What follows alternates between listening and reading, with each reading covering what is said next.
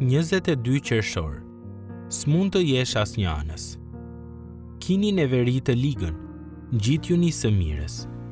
Romakëve 12:9. Çdo pacient që është nënshtruar një transplanti të palcës së kockave e di rëndësinë e të qenë të izoluar nga çdo mundësi infektimi. Për shkak se sistemi i tyre imunitar është shumë i dobësuar, ata janë shumë më të ndjeshëm ndaj sëmundjeve se sa një person i zakonshëm. Nëse një vizitor vjen duke u kollitur dhe duke nxjerrë spërka, justifikimi i tij me fjalët nuk është ndonjë gjë e madhe, do të ishte diçka e neveritshme për pacientin dhe doktorët e tij. Ne duhet i rezistojmë çdo sëmundjeje sikur të ishte një murtaj, sepse pasojat e saj janë potencialisht fatale. Kur bëhet fjalë për të keqen, dashuria e krishterë duhet të pasqyrojë këtë lloj mendësie radikale. Nuk mund të themi se i duam të tjerët me të vërtetë, nëse ruajmë apo madje edhe vetëm sa e tolerojmë të keqen në zemrat tona dhe distancohemi nga e mira. Nuk mund të luajmë me ligësinë, duke kërkuar të vendosim një qasje mos ndërhyrjeje ndaj mëkateve të veçanta. Neveri është fjala më e fortë që mund të përdorë Pali. Ai nuk është asnjë anës kur bëhet fjalë për pastërtinë. Në fillim të këtij vargu, Pali ka udhëzuar tashmë lexuesit e tij që dashuria të jetë jo e shtirur.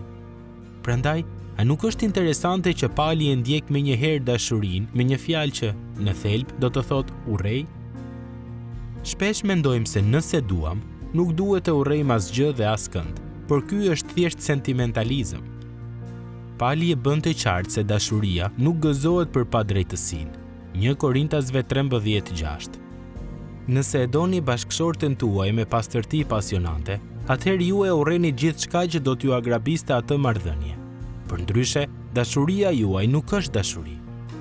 E njëjta gjë vlen edhe për dashurinë tonë për gjërat e Perëndisë. Ne nuk mund ta duam shenjtërinë pa u rryer të kundërtën e saj. Ndërsa Pali vazhdon, ai kthehet nga forma mohore tek ajo pohore, duke përdorur të njëjtën frazë ngjitjuni që përdor edhe Jezusi për të përshkruar marrëdhënien mes një burri dhe një gruaje. Shih Mateu 19:5. Pali nuk e përdor këtë frazë në mënyrë arbitrare. Martesa është bashkimi më i afërt njerëzor i mundshëm, psikologjikisht, intelektualisht dhe frymërisht.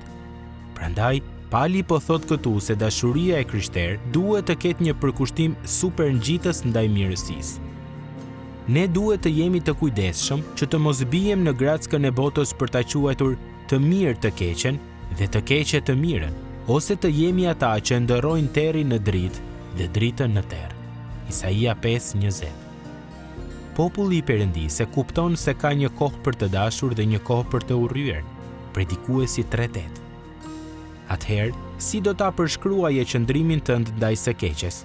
Sidomos ndaj atyre mëkateve që të tërheqin më shumë ose që duartrokiten më shumë nga ata që jetojnë rreth teje? Çfarë do të ndryshonte po t'i urrenit ato mëkate?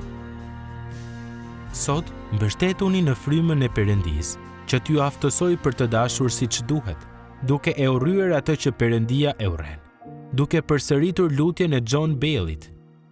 O Perëndi, më jep fuqinë për të ndjekur atë që është e mirë. Tani ndërsa lutem, le të mos formohet në mendjen tonë asnjë qëllim i fshehtë i së keqes që pret mundësinë për t'u përmbushur.